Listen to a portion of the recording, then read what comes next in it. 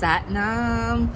I am Jerica. Welcome. If you're new to my page or channel, I'm so happy that you are here. And if you stumbled across this, it's because it's a reason. So today I did a Kundalini yoga class that was centered around healing our brain, the left and the right side of our brains, the sun and the moon. I really feel like it's not enough emphasis put on healing the mind, healing the brain. And I actually wrote a book about it.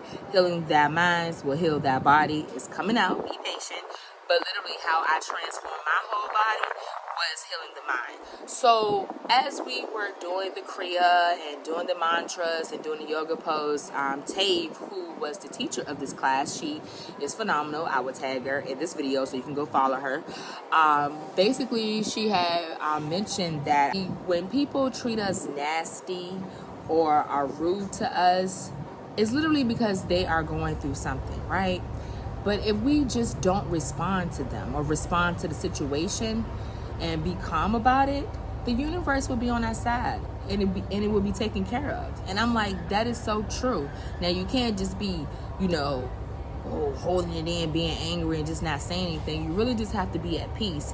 And that really resonated with me because I'm like, literally, while we're here in this physical realm called Earth, we are literally here developing ourselves to have inner peace. And however that looks to you, according to your mission, that's what's happening right now. Heal our mind is because we pick up so much emotional garbage from our childhood, at our young adulthood, and just in general. And some of that garbage be other people, garbage that they project upon us, but we are reacting to it. And since I've been doing Kundalini yoga, I definitely has been seeing a drastic change in just how I respond. Now, don't get me wrong, I get stressed just like anybody else.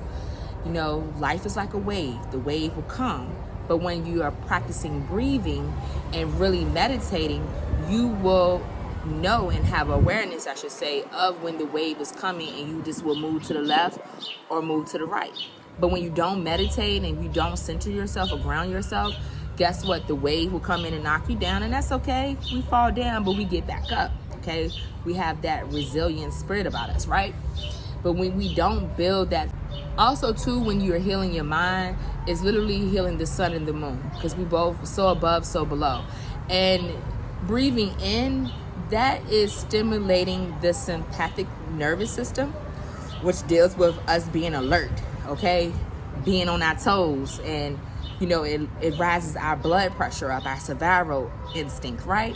But then when we hold the breath out, meaning exhale, that is stimulating the parasympathetic system, which is dealing with lowering the blood pressure and calming our nerves and allowing us to be relaxed. Now, when it comes to like responding, it's not saying being passive. Now, just letting anything just happen to you.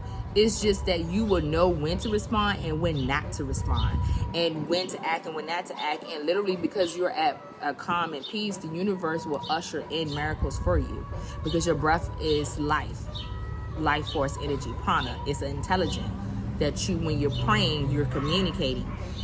And this is some of the things that, I have a lot of my friends, and a lot of us grew up with, a religious background. Me personally, I grew up in Christianity.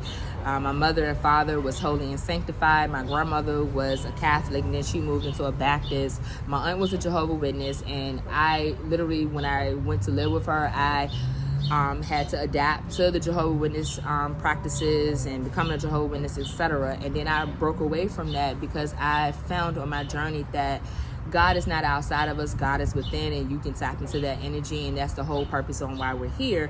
And religion, they tell us to pray, which is good. Yes, you should pray, but knowing how to pray and understanding how to counteract these issues that are coming forth to us, and stop blaming other people. Oh, it was the devil, it was this, it was that.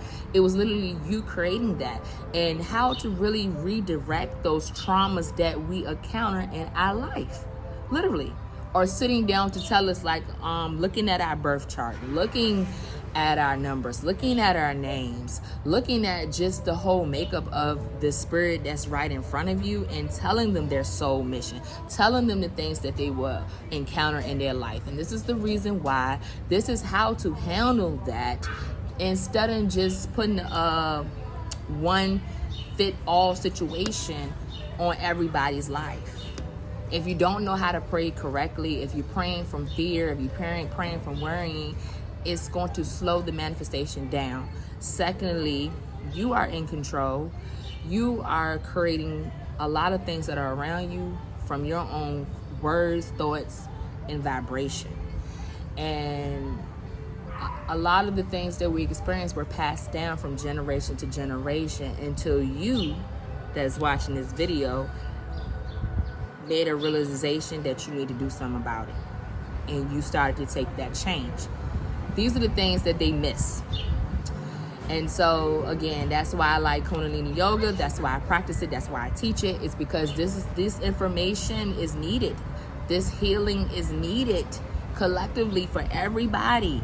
It's not just for me, because it brings awareness, and then it has a system to heal it and correct it.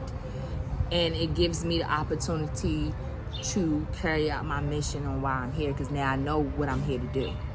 Do you? Sat Nam.